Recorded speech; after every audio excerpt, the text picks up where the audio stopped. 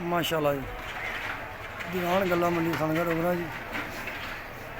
है जी देखो माशाल्लाह 86 मंजी है तो माशाल्लाह क्या बात है। मेरे हिसाब नाल तकरीबन कोई ना डेली वाइज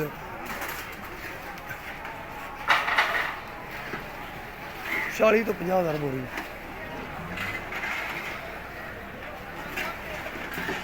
आ रही है जी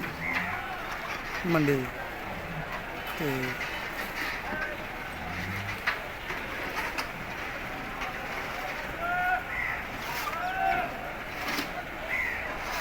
अमीर अली कमीशन साहब 5700 का है ना आज जी 5710 5750 5 रुपये राणे तमूर 5750 राणा तमूर कमीशन साहब दा 5755 60 75 55 5775 80 बाबे दे 5800 रुपया जी 5 5850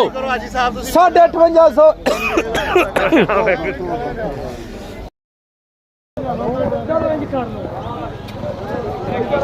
चलो इकट्ठे ही बोल दो आज साहब मुनाफे वाला सौदा जी आ जाओ आसम इकट्ठा ही बोल दे आसम सारा अगे आओ किधर गए हो भाई जबर चार चफेरे घूम के देख आज साहब रखो ना की कर रहा है ना रखो आज साहब बाबर ओ भाई यूब 4100 रुपया शुरू कर दूं 4100 रुपया राणा साहब दा जी 4105 50 रुपये 4150 4200 रुपया 4205 सवा 4200 सवा 4200 सवा 4200 हाँ जी सवा 4200 30 रुपये 4230 रुपये 35 लिखो जी 4235 राणा साहब दे राणा तमूर के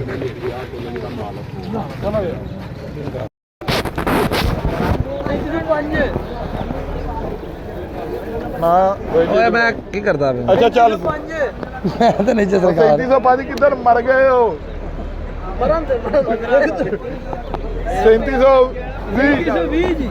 3750 जी 55 रुपये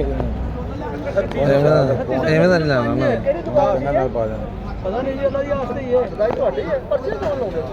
आज होनी आई 3605 जी